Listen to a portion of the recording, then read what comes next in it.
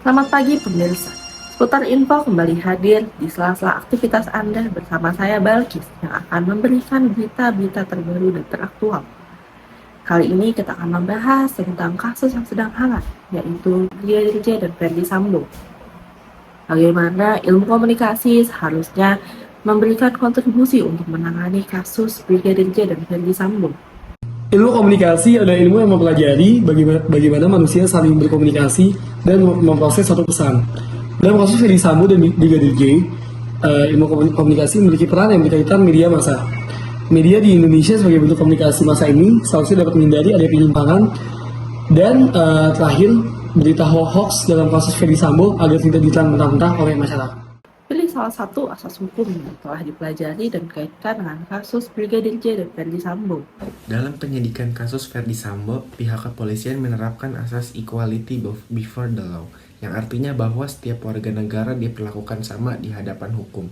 Dalam asas tersebut menunjukkan bahwa tidak ada perbedaan dalam hal pemeriksaan pada kasus Verdi Sambo. Walaupun Verdi Sambo ialah seorang mantan Inspektur Jenderal Polisi yang telah menjabat sebagai Kadif Propam, pemeriksaan akan sama seperti yang dilakukan kepada masyarakat pada umumnya.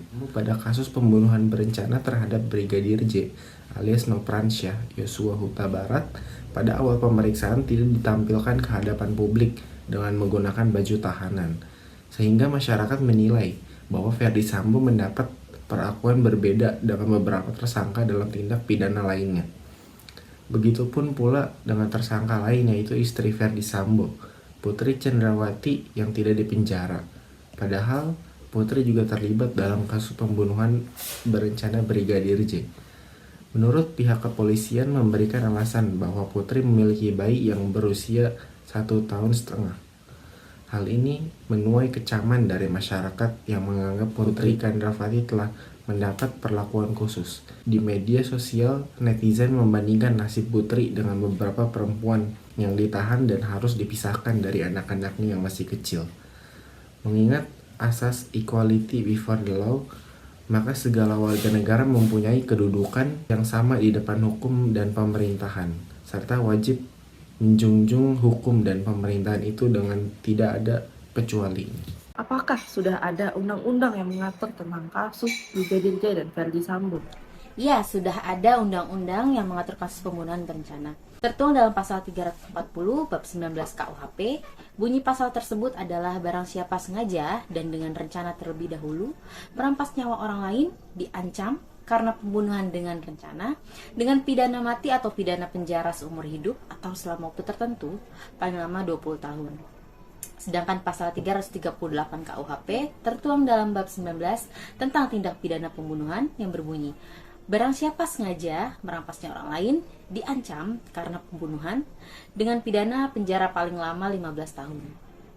Sementara itu, pasal 55 dan 56 KUHP tertuang dalam bab 5 tentang pernyataan dalam pidana. Berikut bunyi dan isi dari kedua pasal tersebut.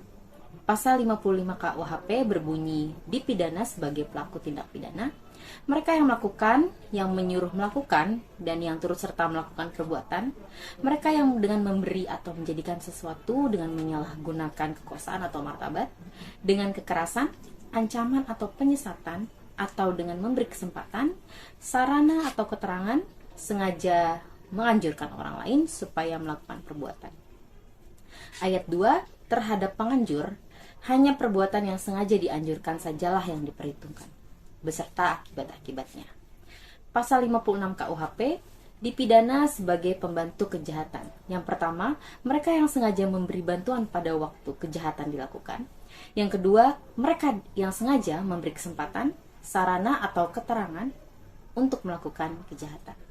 Bagaimana negara dengan sistem hukum civil law menangani kasus Brigadir J dan Verdi Sambo ini? Negara Indonesia menganut sistem hukum civil law, di mana hukum tertulis dan memiliki dasar peraturan undang-undang yang berlaku.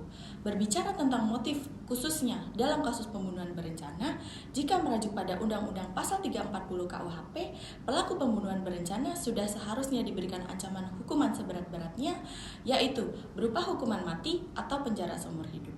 Dengan adanya tindakan tegas menjatuhkan hukuman mati agar para petinggi institusi jerah dan tidak menggunakan kekuasaannya untuk melakukan kejahatan. Bagaimana seharusnya kasus Brigadir J dan Verdi Sambo ini diselesaikan menurut hukum acara pidana atau acara perdata? Dalam kasus Verdi Sambo ini, pelanggaran yang telah dilanggar oleh kasus Verdi Sambo ini merupakan tindak kasus pidana, di mana Verdi Sambo melanggar dua pasal KUHP, yaitu pasal 340 dan juga pasal 55 KUHP, yaitu tentang pembunuhan berencana dan juga penyalahgunaan jabatan. Untuk menangani kasus seperti ini, kita perlu mengumpulkan bukti-bukti yang akurat, melakukan penegakan hukum secara adil dan juga transparan. Kita harus melakukan konsultasi kepada penasihat hukum yang akurat dan juga kompeten untuk bisa mendapatkan informasi yang tepat dan juga nasihat hukum yang baik agar kasus Verdi Sambo ini bisa diselesaikan secara hukum dengan baik dan juga benar di mata negara. Demikian yang dapat kami sampaikan berkaitan dengan kasus yang kami analisa.